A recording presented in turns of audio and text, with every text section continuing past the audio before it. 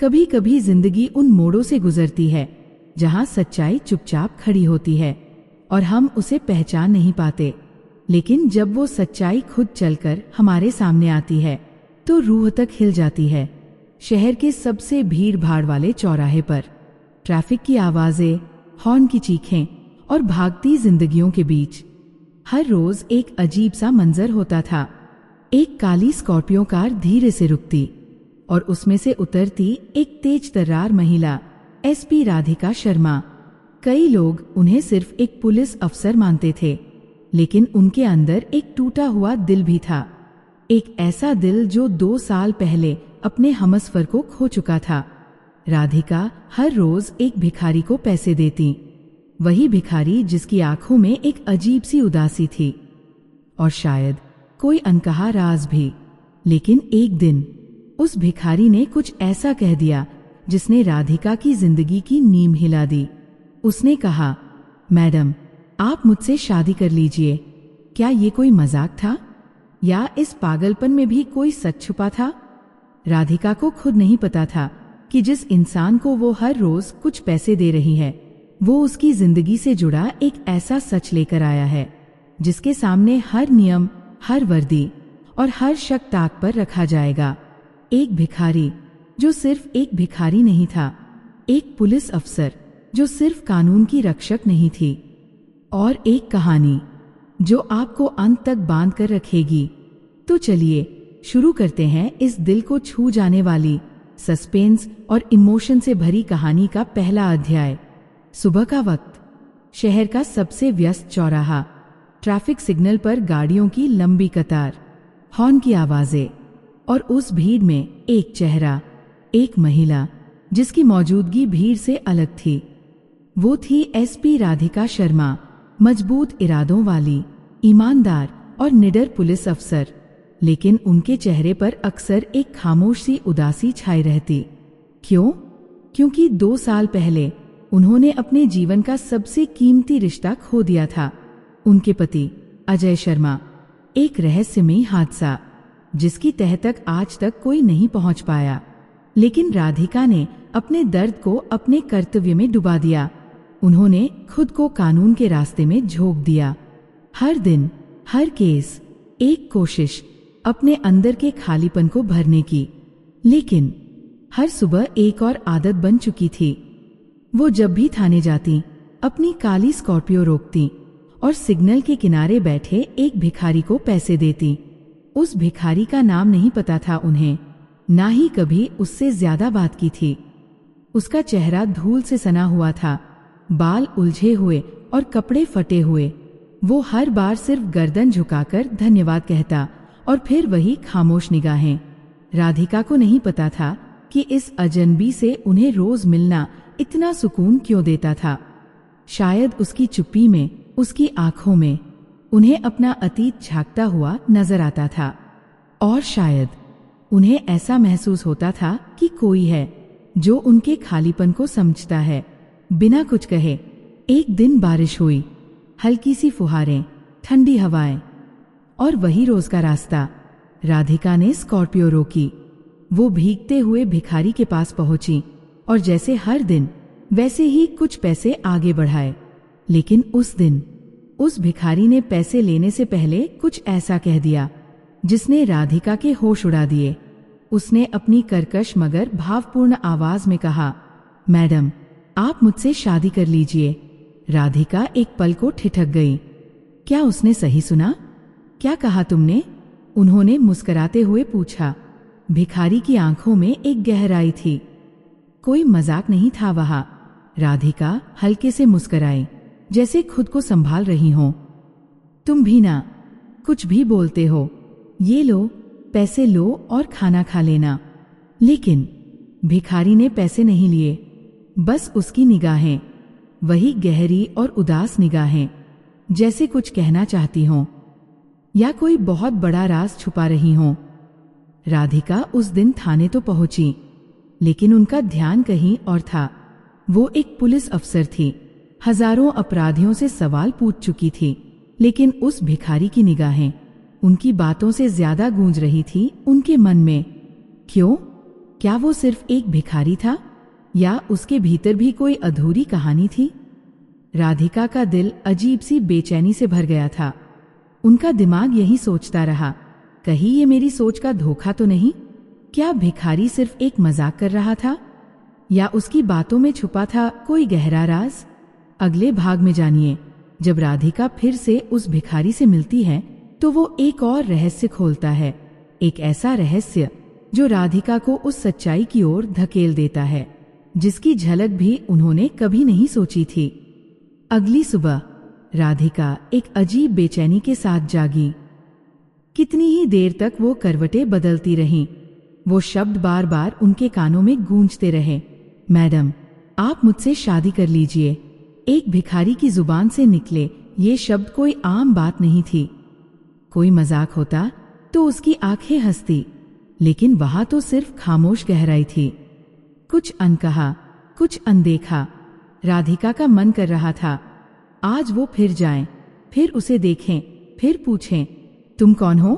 और वो गई।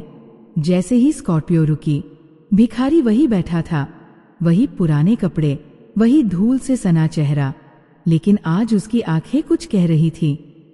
राधिका ने पैसे बढ़ाए, लेकिन उसने फिर मना कर दिया।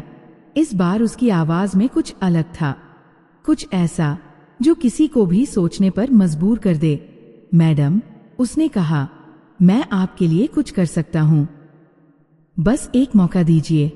राधिका का माथा सिकुड़ गया। देखो, वो सख्ती से बोली, तुम्हें मैं हर रोज मदद करती हूं, इसका मतलब ये नहीं कि तुम कुछ भी बोलोगे, हद में रहो। लेकिन वो भिखारी, जिसे अब तक राधिका सिर्फ एक अजनबी समझती थी, झुका नहीं। मैडम, आप मुझे पागल समझिए या कुछ भी, लेकिन मैं इस शहर में होने वाले एक बड़े जुर्म के बारे में जानता हूं। राधिका कुछ पल चुप रही। एक पुलिस अफसर होने के नाते उनके अंदर की जिज्ञासा जाग चुकी थी। लेकिन क्या एक भिखारी पर भरोसा करना ठीक था? ठीक है, उन्होंने कहा, बताओ क्या खबर है? और फिर उस भिखारी ने जो बताया, उसने राधिका के होश उड़ा दिए। सिग्नल के पास एक पुराना गोदाम है। कल रात मैंने वहां कुछ लोगों को देखा, उनके पास हथियार थे और वो कोई बड़ा सौदा कर रहे थे। उसने ना सिर्फ जगह बताई, बल्कि उन लोगों के हुलिये, बातचीत और उनके प्लान तक का जिक्र किया। राधिका को विश्वास नहीं हुआ, लेकिन उनकी पुलिस प्रवृत्ति ने उन्हें सच को परखने का आदेश दिया। उन्होंने अपने जूनियर को चुपचाप उस गोदाम की जांच के लिए भेजा। अगले दिन जो रिपोर्ट आई, वो राधिका के पैरों तले जमीन खिसका देने वाली थी। गोदाम में वाकई अवैध हथियारों की बड़ी खेप मिली थी और वहां कुछ संदिग्ध लोग भी थे जिन्हें पुलिस ने पकड़ लिया। राधिका स्तब्ध थी। एक भिखारी, इतनी सटीक जानकारी कैसे? उस दिन उन्हें पहली बार एहसास हुआ, ये आदमी कोई साधारण भिखारी नहीं है, इसके पास कुछ ऐसा है जो किसी और के पास नहीं। अगली सुबह राधिका फिर गई, इस बार सवाल लेकर, तुमने ये सब कैसे जाना? तुम कौन हो? भिखारी मुस्कुराया, एक हल्की दर्द भरी मुस्कान। मैडम, मैं वही हूं जो दिखता हूं, लेकिन इस शहर को, इसकी सड़कों को, इसकी गलियों को शायद आपसे भी ज्यादा जानता हूं।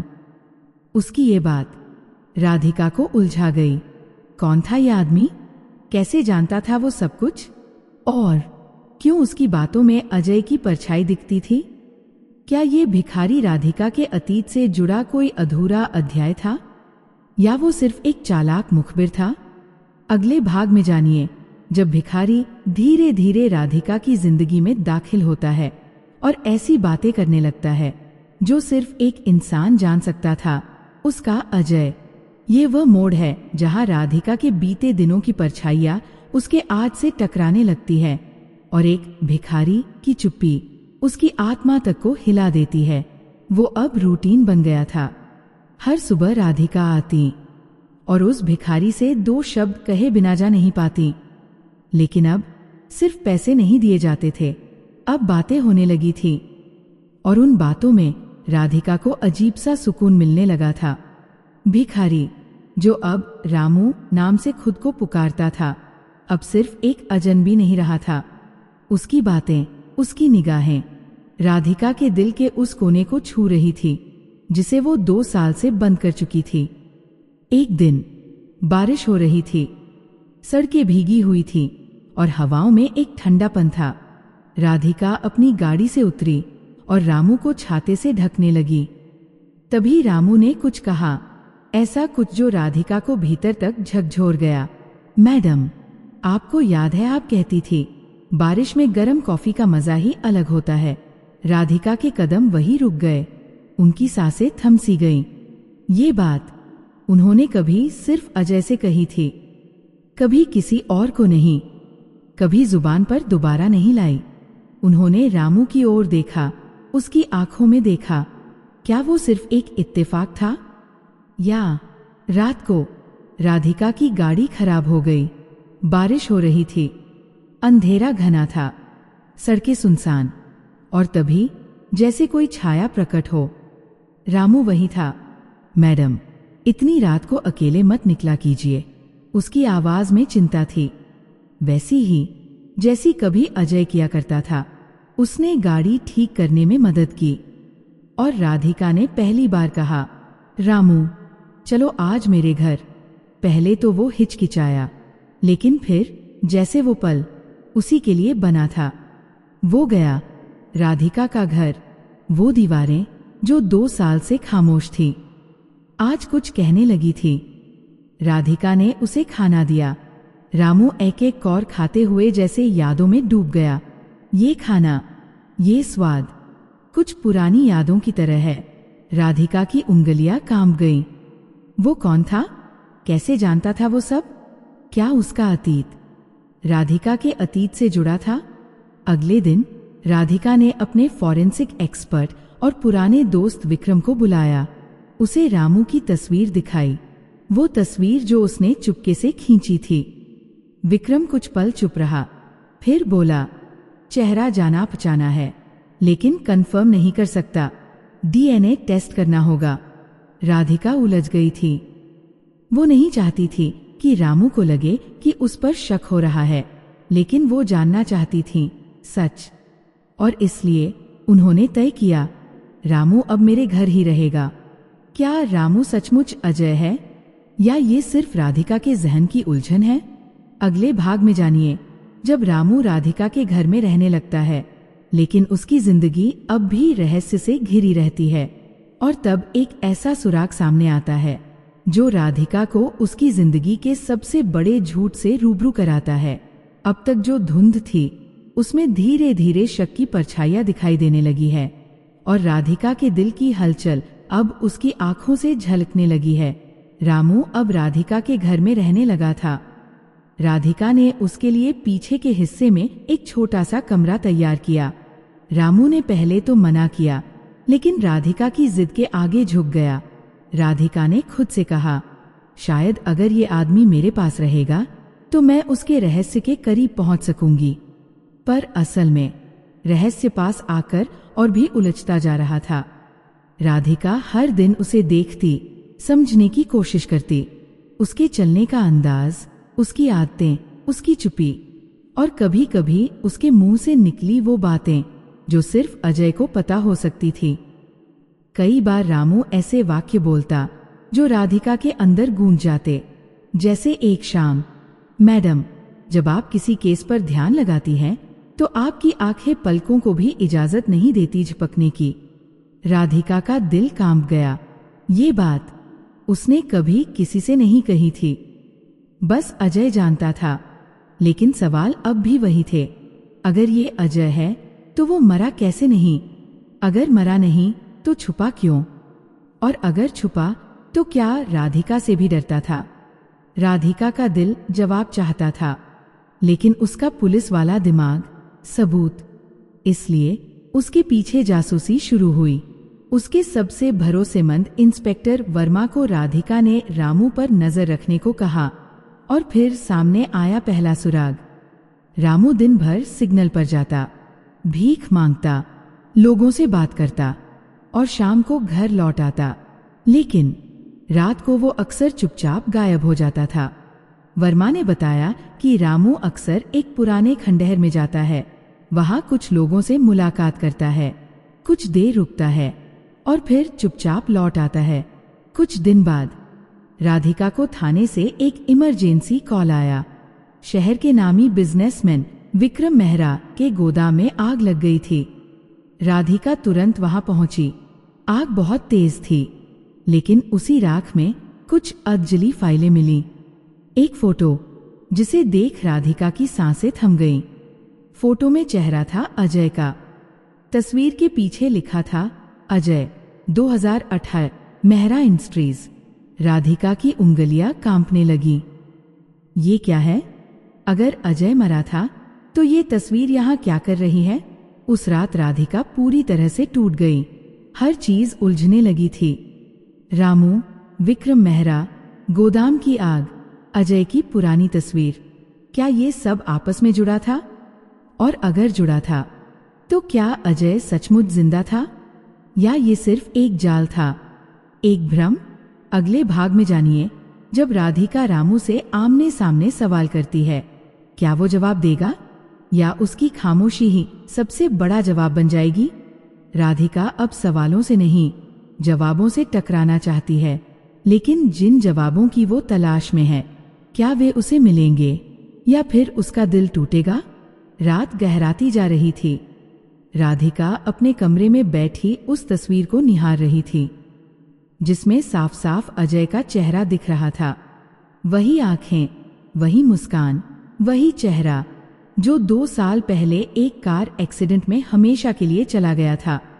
लेकिन अगर अजय सचमुच मर गया था तो ये तस्वीर 2018 मेहरा इंडस्ट्रीज की क्यों थी? और अगर वो जिंदा है तो क्या वो रामू है? अगले ही दिन राधिका ने ठान लिया कि अब और इंतजार नहीं, अब बात होगी आमने सामने। जब रामू घर लौटा, वो बाहर ही बैठा था, थका हुआ, भीगा हुआ, लेकिन उसकी आंखों में वही गहराई थी। राधिका ने उसके सामने वही तस्वीर रख दी। ये कौन है रामू? और तुम सच में कौन हो? रामू कुछ पल तस्वीर को देखता रहा, फिर मुस्कुराया हल्के से। मैडम, कुछ सवालों के जवाब वक्त ही देता है। राधिका अब और सहन नहीं कर पा रही थी। मैं एक पुलिस अफसर हूँ रामू, अगर तुमने सच नहीं बताया तो मुझे मजबूरन तुम्हें गिरफ्तार करना पड़ेगा। लेकिन रामू की मुस्कान गहरी होती गई। मैडम, अगर आपने मुझे गिरफ्तार किया तो आप उस सच तक कभी नहीं पहुंचेंगी जो आप वाकई में जानना चाहती है। और फिर रामू ने राधिका को दी एक और टिप, वो टिप जो इस बार सिर्फ किसी केस से जुड़ी नहीं थी, बल्कि राधिका की जिंदगी के सबसे गहरे सच से जुड़ी थी। विक्रम मेहरा के ऑफिस में एक तहखाना है, वहां कुछ ऐसे सबूत छुपे हैं जो आपकी तलाश को खत्म कर सकते हैं। राधिका ने इस बार देर नहीं की। उन्होंने अपनी टीम तैयार की और छापा मारा विक्रम मेहरा के ऑफिस में। तहखाने में क्या मिला? एक के बाद एक फाइलें, डॉक्यूमेंट्स, अवैध हथियारों की डील्स, मनी लॉन्ड्रिंग, विदेशी खातों के लिंक और कुछ फाइलें जिनमें बार बार अजय शर्मा का नाम आया। राधिका की आंखें भर आईं। अजय, तू ही सब कुछ था मेरा। अगर तू जिंदा है तो सामने क्यों नहीं आता? और अगर नहीं है तो ये सारे सुराग क्या हैं? विक्रम मेहरा को गिरफ्तार कर लिया गया, लेकिन राधिका की उलझन अब और बढ़ चुकी थी। रामू अब भी चुप था और उसकी चुप्पी अब दर्द दे रही थी। कभी कभी वो आधी रात को घर से चला जाता और सुबह लौटकर ऐसे व्यवहार करता जैसे कुछ हुआ ही नहीं। राधिका ने अपने फॉरेंसिक दोस्त विक्रम को रामू के कुछ कपड़ों से सैंपल दिलवाए। डीएनए टेस्ट के लिए भेजा गया। राधिका अब हर रात सिर्फ एक ही सवाल के साथ सोती थी, अगर रामू अजय है तो उसने 2 साल तक खुद को छुपाया क्यों? और जवाब शायद अब ज्यादा दूर नहीं। अगले भाग में जानिए, जब राधिका को एक अनजान कॉल आता है, कोई उसे चेतावनी देता है, रामू को छोड़ दो वरना अंजाम बुरा होगा। अब कहानी में दुश्मन सामने आने लगा है और राधिका को समझ आ रहा है रामू सिर्फ एक राज नहीं, एक जंग का हिस्सा है। कहानी अब सिर्फ राधिका और रामू की नहीं रही, इसमें एक अदृश्य दुश्मन की आहट सुनाई देने लगी है। राधिका की रातें अब बेचैनी से भरी थी। रामू की रहस्यमयी आदतें, उसके गायब हो जाने की वजह और उन अनकहे शब्दों का बोझ, इन सब के बीच वो एक बात लगातार राधिका के दिल को कचोट रही थी। क्या रामू वही है जिसे मैंने 2 साल पहले खो दिया था? और फिर आया एक कॉल। रात के अंधेरे में राधिका के फोन पर एक अनजान नंबर से घंटी बजी। उन्होंने रिसीव किया। दूसरी तरफ एक भारी और सख्त आवाज थी। एसपी मैडम, सच के बहुत करीब पहुंच गई हो। रामू को अपने घर से निकाल दो, वरना अगला शिकार तुम होगी। फोन कट गया। बस कुछ सेकंड की बात, लेकिन हर शब्द सीधा राधिका के सीने में उतर गया। राधिका का चेहरा सख्त हो गया। तो ये सिर्फ मेरा शक नहीं था, रामू वाकई कुछ बड़ा छुपा रहा है, और अब मैं पीछे नहीं हटूंगी। उन्होंने तुरंत अपनी टीम को अलर्ट किया। उस नंबर की ट्रेसिंग शुरू हुई। लोकेशन मिली, एक पुराना गोदाम जिसका मालिक कोई और नहीं, विक्रम मेहरा की कंपनी थी। राधिका को अब यकीन हो गया, विक्रम मेहरा की गिरफ्तारी के बावजूद उसका नेटवर्क अब भी जिंदा था, और रामू अब सिर्फ एक मुखबिर नहीं, उस नेटवर्क का निशाना बन चुका था। उधर रामू यानी अजय, जो अब भी हर दिन भिखारी बनकर सिग्नल पर बैठता था, लेकिन रात होते ही वो निकल पड़ता था एक खामोश लड़ाई में, अपने बीते हुए कल के खिलाफ। वो जानता था कि अब उसके पास वक्त बहुत कम है। उसने जो जानकारी इकट्ठा की थी उससे साफ था, विक्रम मेहरा सिर्फ मोहरा था, असल मास्टरमाइंड कोई और है। और अब वह शख्स राधिका को निशाना बना रहा था। लेकिन अजय अब भी राधिका को सच नहीं बताना चाहता था। उसके दिल में एक डर था, अगर मैं उससे कह दूं कि मैं अजय हूं, तो कहीं उसकी जान को और खतरा न हो जाए। और यही डर उसे चुप रहने पर मजबूर करता रहा। एक रात रामू यानी अजय राधिका को एक और टिप देता है। शहर के बाहर एक बंद पड़े कारखाने में बड़ी हथियार डील होने वाली है। राधिका ने झिझकते हुए एक बार फिर उस पर भरोसा किया। टीम तैयार की गई, और जब छापा मारा गया, वहां से अवैध हथियार, नकली पासपोर्ट्स और कई संदिग्ध पकड़े गए। लेकिन इस बार एक खास बात सामने आई।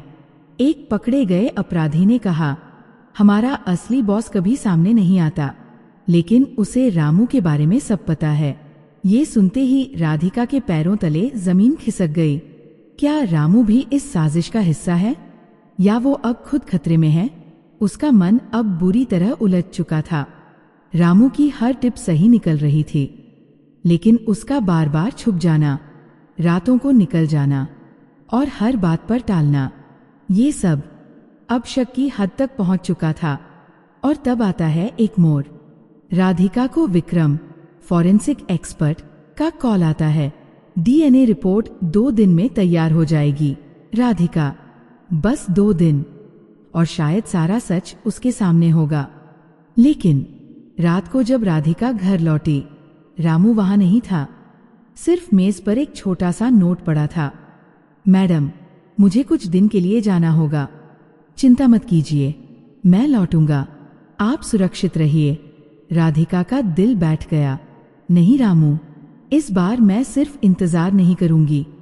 क्या राधिका अब खुद उस सच के पीछे जाएगी, या वो सच ही खुद को उसके सामने लाकर खड़ा करेगा? अगले भाग में जानिए, जब राधिका तय करती है कि वो खुद रामू का पीछा करेगी, और जो खुलासे होंगे वो उसकी पूरी जिंदगी को उलटकर रख देंगे। राधिका सिर्फ सच्चाई के करीब नहीं, सीधे उस तूफान के मुंह में जा रही है, जिसने उसके अतीत, उसके प्यार और उसकी पहचान को तहस नहस किया। ये वो हिस्सा है जहां दिल और ड्यूटी के बीच की दीवारें टूटने लगती है। राधिका के हाथ में रामू का छोड़ा हुआ वो छोटा सा नोट था। मैडम, मुझे कुछ दिन के लिए जाना होगा। चिंता मत कीजिए, मैं लौटूंगा। लेकिन इस बार वो इंतजार नहीं करेगी। अब नहीं, अब मैं सिर्फ अफसर नहीं हूं, अब मैं एक पत्नी हूँ जो अपने प्यार की परछाई को फिर से जीना चाहती है। राधिका ने तुरंत अपने सबसे भरोसेमंद इंस्पेक्टर वर्मा को बुलाया। रामू को ढूंढो, हर गली, हर छाया, हर खंडहर देखो, मैं खुद भी उसके पीछे जाऊंगी। वर्मा ने सिर हिलाया। मैडम, रामू को आखिरी बार शहर के बाहरी इलाके में एक पुराने कारखाने के पास देखा गया था। वही कारखाना जहां आपने कुछ हफ्ते पहले छापा मारा था। राधिका का चेहरा सख्त हो गया। मैं खुद वहां जाऊंगी, अकेले। रात, चांद बादलों में छुपा हुआ, हवा में अजीब सी खामोशी। राधिका ने अपनी सर्विस रिवॉल्वर ली, अपने फोन में जीपीएस ट्रैकर ऑन किया और निकल पड़ी उसी पुराने कारखाने की ओर। हर कदम के साथ दिल की धड़कनें तेज होती जा रही थी। कारखाने का पिछला दरवाजा जंग खाया हुआ, धीरे से धकेला। अंदर का सन्नाटा किसी भूले बिसरे गुनाह की गवाही दे रहा था। राधिका ने कदम बढ़ाए, हर कोना देखा और फिर उसकी आंखें वही थम गईं। रामू सामने खड़ा था और उसके ठीक सामने खड़ा था एक चेहरा जिसे राधिका ने पहले सिर्फ केस फाइलों में देखा था। रोहन मेहरा, विक्रम मेहरा का भाई। अब तक हर शक की नजरें उससे बचती रहीं, लेकिन आज वो पूरे गुस्से में रामू से बात कर रहा था। राधिका ने पर्दे के पीछे से उनकी बातचीत सुनी। रोहन गर्जा, तूने मेरे भाई को जेल भिजवा दिया। तू कौन है? कैसे जानता है ये सब? रामू चुपचाप खड़ा रहा। और फिर, रोहन, तू भूल गया? मैं अजय शर्मा हूं। मैं मरा नहीं, मैं जिंदा हूं और अब तुम्हारा खेल खत्म करने आया हूं। एक पल राधिका की सांसें थम गईं। अजय, रामू, अजय। उसका सिर चकरा गया, उसके पैरों तले जमीन खिसक गई। तो ये सब सच था? रामू कोई और नहीं, मेरा अजय था, मेरा पति। राधिका बाहर निकली, रिवॉल्वर सीधी रोहन की ओर तानी। हाथ ऊपर। रोहन, अब एक भी चालाकी की तो गोली सीधे सीने में जाएगी। रोहन ने जेब से बंदूक निकालनी चाही, लेकिन राधिका ने उससे पहले गोली चला दी। बंदूक जमीन पर गिरी। रोहन दर्द में चिल्लाया। राधिका की टीम भी पहुंच चुकी थी। रोहन को हथकड़ी लगी, लेकिन राधिका वही खड़ी रही, रामू की ओर देखती रही। अजय, तुम सच में? अजय की आंखें भर आईं। राधिका, मुझे माफ कर दो, मैं तुम्हें सब बताना चाहता था, लेकिन मैं पहले सच जानना चाहता था। कहीं तुम भी उस साजिश में शामिल तो नहीं थी? राधिका की आंखों से आंसू बहने लगे। क्या तुमने मुझ पर शक किया? मैंने 2 साल तक तुम्हारे लिए रोया, हर रोज तुम्हारे बिना जीने की कोशिश की, और तुम समझते थे मैं दोषी थी? अजय ने सिर झुका लिया। मैं टूटा हुआ था राधिका, मुझे कुछ याद नहीं था, और जब यादें लौटीं सिर्फ शक रह गया था। लेकिन जब तुम्हें हर रोज देखा, तुम्हारे प्यार में छुपे दर्द को महसूस किया, तब जाना तुम तो अब भी वही थी, वही मेरी राधिका। एक दर्द, 2 सालों की दूरी और एक लम्हा जो सब कुछ बदल गया। राधिका ने अजय को गले लगाया। अब मत जाना, अब और छुपना मत। अब तुम सिर्फ रामू नहीं, अब फिर से मेरे अजय बन जाओ। अजय ने भी कसकर उसे गले लगा लिया। लेकिन कहानी अभी खत्म नहीं हुई है। अगले भाग में जानिए, जब अजय और राधिका मिलकर उस पूरे नेटवर्क को उजागर करते हैं जिसने अजय की जान लेने की साजिश रची, और कैसे एक भिखारी के फिर से पति बनने की ये यात्रा एक आखिरी लड़ाई के बिना पूरी नहीं हो सकती। राधिका और अजय मिलकर उस अंधेरे को मिटाने की कसम खाते हैं जिसने उनकी जिंदगी में 2 साल की खामोशी भर दी थी।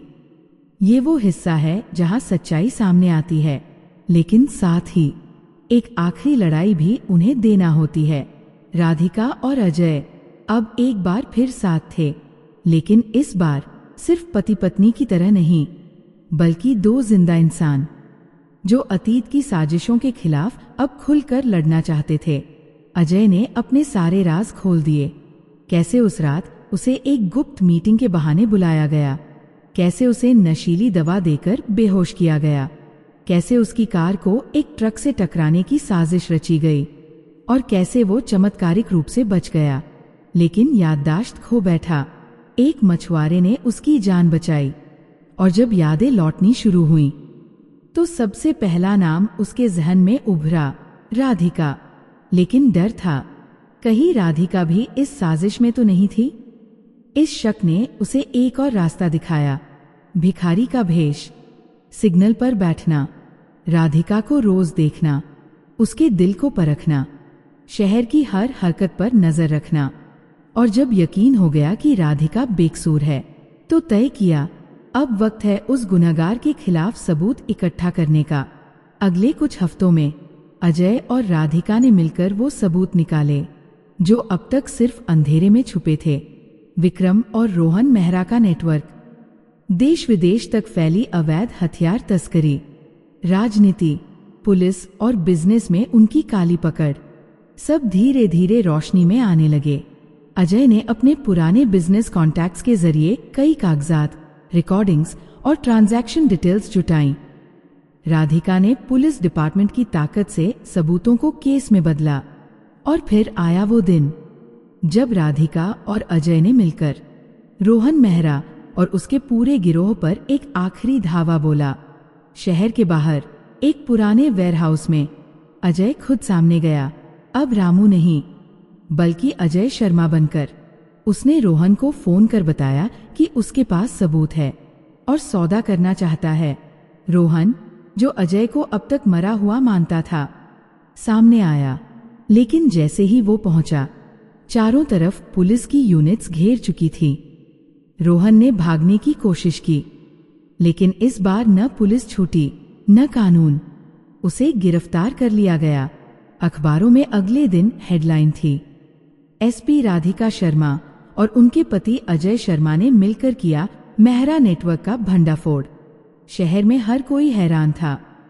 किसी को अंदाजा नहीं था कि एक भिखारी की तरह दिखने वाला इंसान असल में एक बिजनेसमैन और मास्टर प्लानर निकलेगा। कहानी अब सुकून की ओर मुड़ी। राधिका और अजय ने मिलकर अपनी जिंदगी की नई शुरुआत की।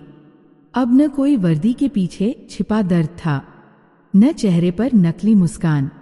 अब सिग्नल पर कोई भिखारी नहीं बैठता, लेकिन जब भी वो चौराहा गुजरता है तो राधिका मुस्कुराकर कहती, कभी कभी सोचती हूँ वो रामू वापस आ जाए।